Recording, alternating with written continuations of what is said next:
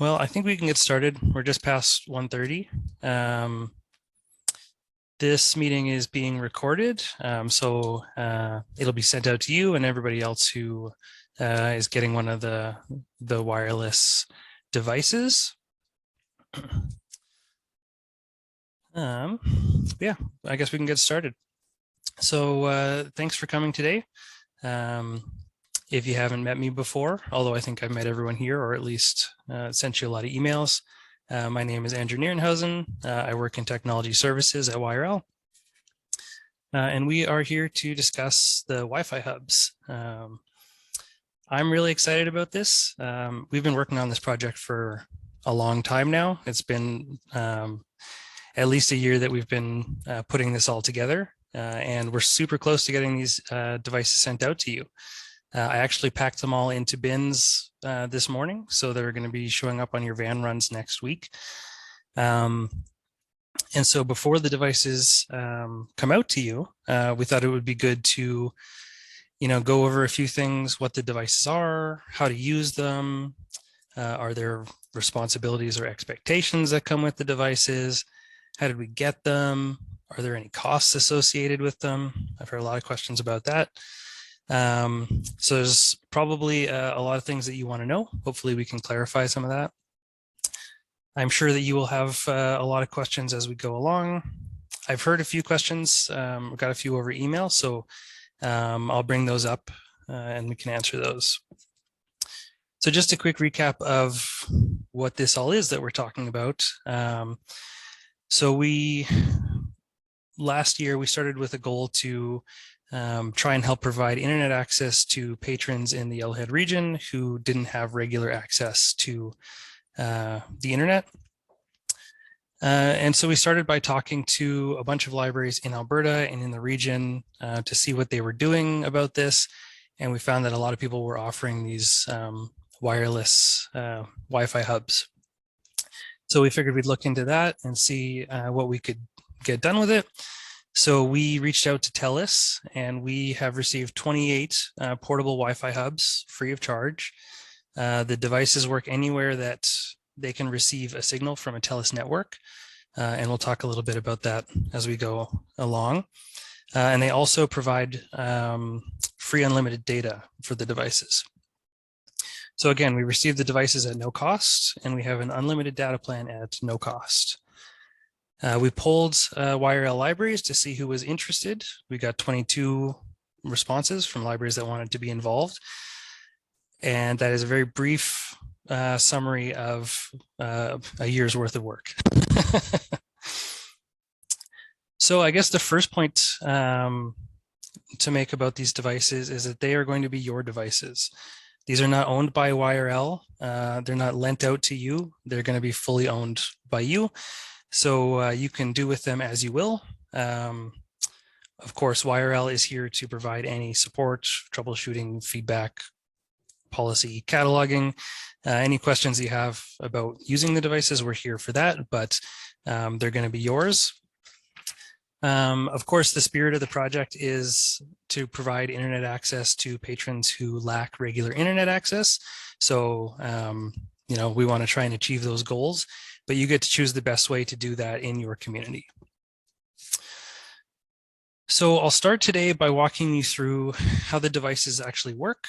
And I'm going to do this with a piece of documentation that we created for you, a template here. Actually, I guess I'll just start screen sharing now and we can take a look at that.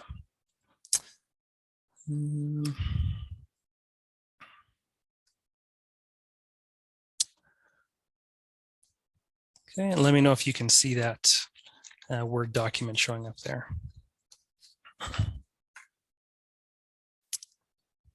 Perfect. So yeah, we made this generic template that you are free to use or not. If you want to come up with your own, maybe this is a jumping off point. We thought there might be an interest for something like this. If you do want to use it, we left a big space at the top here so you can put your library name or logo in there. This and other information are going to be available on the YRL intranet. There's a link there. If you open up this document on the intranet, it opens up in the Microsoft web application and things look a little funky. But if you download it and open it in Word, it looks good. I'm also going to send this out to you. I'm going to send out an email either by the end of today or sometime tomorrow with a bunch more information about this stuff going forward. So this will also be there. But so we'll take a look at it. So yeah, there's a bunch of stuff in this template that might be useful to you, and we'll go through all the stuff that's here. So getting started with the Wi-Fi hub, I guess the first thing is going to be to look at what we actually have here. So these devices are going to come in a box like this. Let's see if it doesn't blur it out, but it's going to be a cardboard box. You're going to have the actual device itself, power cable, instruction booklet, and an Ethernet cord. And so those four things are going to be what is in the box. So getting started with the device is as easy as plugging it into the wall, turning it on, and then punching in the password when you try to connect. It really is that easy. There's a few little things. So like you turn it on, it's going to take 10 or 20 seconds to connect to the network and start broadcasting. Then when you're on your mobile device, you'll open up your networks and you'll look for the correct network ID, and that's going to be different for each library. That information is on a sticker on the front here, and of course it's blurring it out, but it's going to show your network ID and the password for the device. So that's all right there on the device itself. And then you'll enter in the password and you'll connect to the network. So it is that easy. For wired devices, it's even easier. You don't need to use the network ID and password. So this is for desktop computers, video game consoles, anything that's hardwired and doesn't have a Wi-Fi function. You just plug in your Ethernet cable to the back of the Wi-Fi hub, and then you plug it into your hardwired device, and you'll get an internet connection right away. No password required.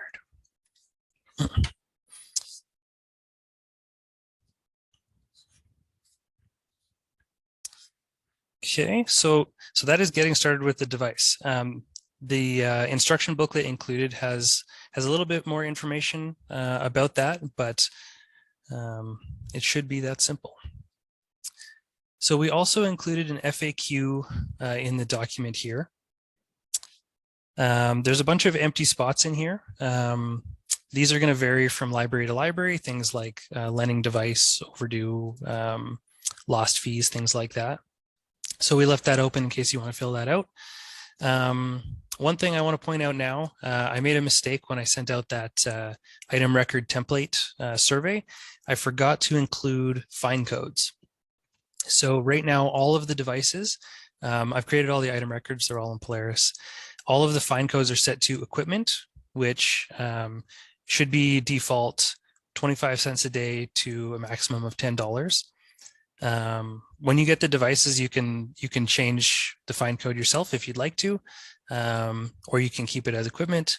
Or if you want to have a custom fine code, let me know, contact me, and we can figure out details how to get the fine code to be what you would like it to be. But I thought I would point that out. That'll also be in the email that I send out later on today. So one question that you might get that we have here in the FAQ is the difference between a 2.4 and a 5 gigahertz network. So I oversimplified a little bit. When you turn on the device and you go into your phone and you're looking for Wi-Fi networks, you're actually going to see two networks. One is going to say, so they're done by library code. So for example, this Alder Flats one I have here, it'll say AAF Wi-Fi 2.4 gigahertz and AAF Wi-Fi 5 gigahertz. And users might wonder what's the difference between those two. So the simple answer is that in 99% of cases, people want to use the 5 gigahertz network. It's the faster network. So it's easy to remember. It's going to work for most people. Some people might have older devices that can't connect to a 5 gigahertz network. I've got a laptop that's like 10 or 15 years old and can't connect to 5 gigahertz, but so there is a 2.4 gigahertz option. To explain it a bit more, a 5 gigahertz network is much faster, but has a smaller area of effect. So if you had it maybe in one corner of your basement and then you're sitting, on the other side of the house on the top floor, you might not have a great connection. So if you're using a 5 gigahertz network, you would want to have it centrally placed in the house. 2.4 is a bit slower, but it has a much larger area of effect, and you can have more devices on it, like 30 devices attached. If you ever wanted to attach 30 mobile devices to your wireless hub. So we also encourage patrons to return the devices directly to library staff. You might want to have some sort of policy around that. Dropping a Wi-Fi hub in a book drop in the winter is a good way to ruin the battery. So I'm sure you have those policies for any other electronic devices that you have, but we thought we'd include that there. Of course, overdue and lost fees are going to depend on your library. Will users be charged for the data? We heard from libraries that are already lending these devices that patrons very commonly ask about costs. They wonder if there's going to be any overages for them, if there's like a monthly fee or anything, and absolutely not. There's no charges associated with these at all, and just we can reassure the patrons of that. The next thing we have in this template is a sort of a terms of use document. And again, you can just plug your library name in here. So these are taken from loosely from the Yellowhead County Libraries. And thanks to Robert for being a huge help setting up this project. So this is kind of like the template that they have, where it says by borrowing and using the Wi-Fi hub, you agree to these conditions. Some libraries have chosen to have their users fill out and sign a written form in advance. Some libraries will only lend Wi-Fi hubs to users that have accounts that are in good standing or have borrowed and returned a certain number of items. So again, these terms and how the devices are lent is going to be entirely up to you. This is just a template for you to get started with. And then finally here we have an inventory list. So this is just a picture inventory of all of the stuff that's going to show up in the box. Everything in the box is labeled, is numbered to match this inventory list. So it's easy for users to see that everything is going back into the box when it's coming back to the library. So one big issue that you may have considered or have thought about is what happens when these devices are lost or stolen. It's kind of a big question. Firstly, I should highlight that the majority of libraries that I talk to, their devices were well taken care of by their patrons. They were regularly returned on time and in good condition. And most of them have been lending these devices for several years, even 4 or 5 years, some of them, and have had really great success with the community. I did talk to several libraries that have lost their devices, and unfortunately, if that's the case, there isn't much that we can do. So the devices retail for around $250 each, and they have a SIM card with unlimited data that's worth conservatively $100 a month. So there's a risk that they don't come back. Users might think, hey, I've got free internet. I don't have to return this. I can just keep it and I'll have free internet forever. That's not the case. If they don't return them, we can contact TELUS and TELUS will deactivate the SIM cards. But once that happens, that's the end of the SIM card. they can't or won't reactivate them for us. And this is what happened at some other Yellowhead libraries, that they had to deactivate the devices. TELUS said, sorry, we can't activate those again. So it's definitely a last resort after all other options have been exhausted. And in some cases that I heard of, after the devices were deactivated, patrons ended up returning the devices because they didn't work anymore.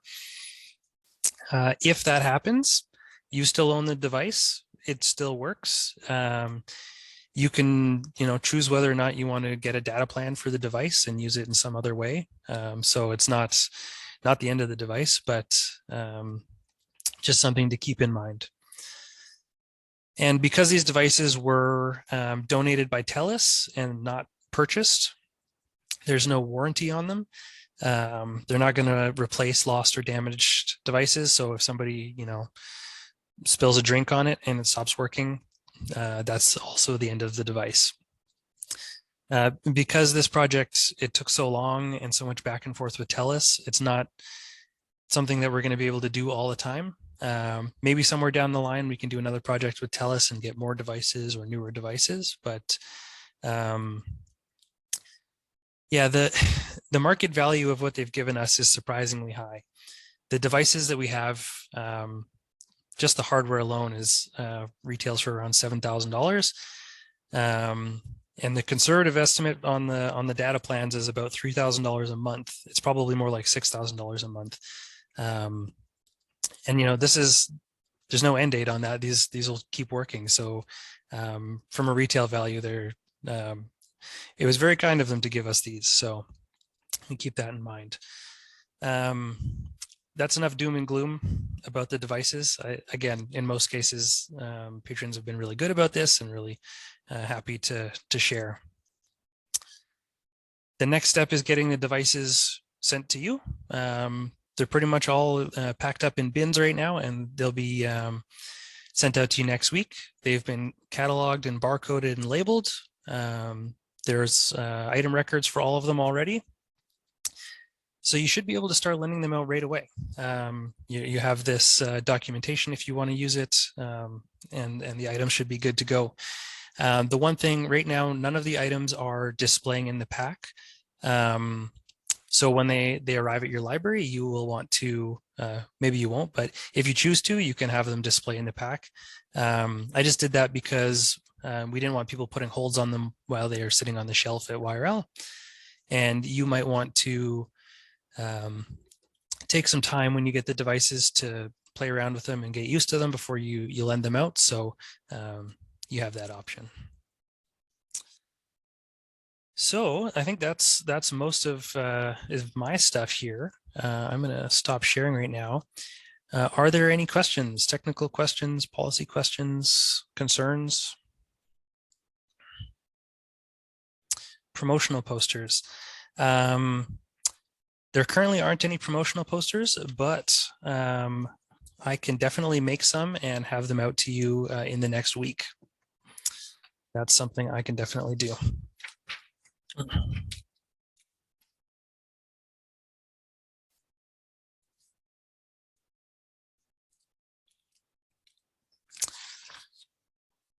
Any other questions?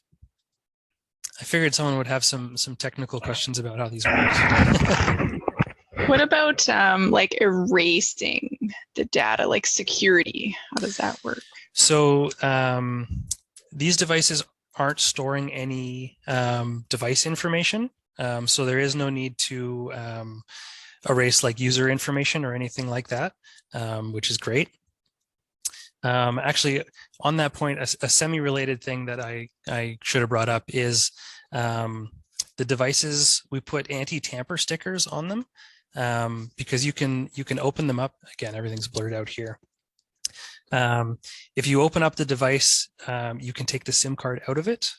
So you can also press the factory reset button, which changes the password and the network name. So we close them up and we put an anti-tamper sticker on them. So you'll see if somebody has tried to open up the device and get in there. And to answer Jenna's question there, If a device is lost and deactivated, can we replace the SIM card at our cost and continue? Absolutely. It's a micro SD card. So if you got a data plan on a micro SD card, you can absolutely use that.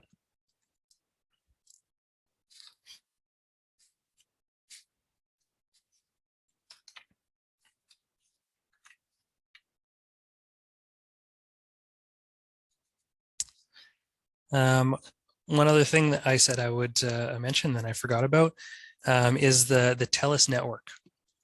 So these work on the TELUS mobile network. If you take a look at a map of TELUS's coverage, their 5G network covers pretty much our entire region and pretty much everywhere where we have libraries. But in practice, if your users are maybe their house is in a valley somewhere and they don't have a great reception from a tower, they might not get great service from the device. I know I've talked to Michael from Edson that these devices don't always work around his library because there's a kind of a hilly area. So it may vary for your users. The devices also work on 3G and 4G. So even if you're not in a 5G network, they will still work just a little bit slower. But I checked the speed here and they actually have a pretty good speed quality. And Jenna, yes, you would be responsible for the monthly cost. You would have to get a commercial plan at that point. TELUS won't give us another SIM card or offer another plan.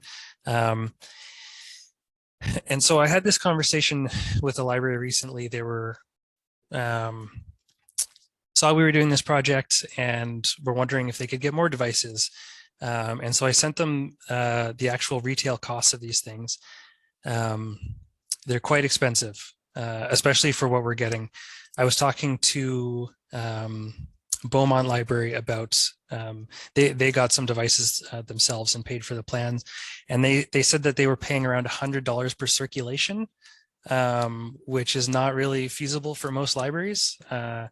These like unlimited data plans or even limited data plans can be very expensive, and more so for these devices than for a cell phone or something like that. So it is something to keep in mind.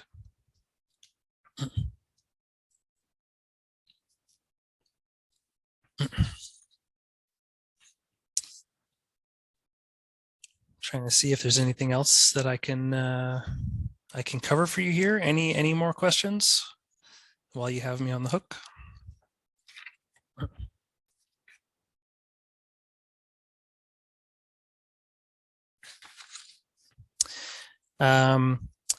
You pay nothing, absolutely nothing. These devices were donated by TELUS to our region at no cost. And there is no cost for the data plan ever. They won't ever start charging for it. So yeah, it's a great deal. They gave us a lot of really nice stuff for free. So we'll make the best of it. Yeah, and I definitely have to say a big shout out to TELUS for doing this. They also provided devices to Yellowhead County Libraries, Parkland County Libraries. Yes, we can definitely send them a thank you, Susan. I think that's a good idea. Yeah. Okay, well, if there's no more questions, I will let you all go. Again, I'll send out an email today or tomorrow. This is being recorded, so I will include this for everybody else who wasn't able to attend. I'll include the documentation and how you can find that. A little bit more information about the fine codes and stuff. Jill, slow download speed with TELUS. So this has to do with the network question. So if you don't have great TELUS reception in your community, these devices might be a little bit slower. We don't really know until the devices go out to each area what the coverage is going to be like.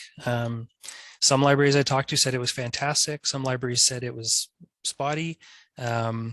Nobody said that they couldn't get service at all in their area. So we'll have to see case by case. Yeah, so I'll reach out to you all soon. Thanks for coming.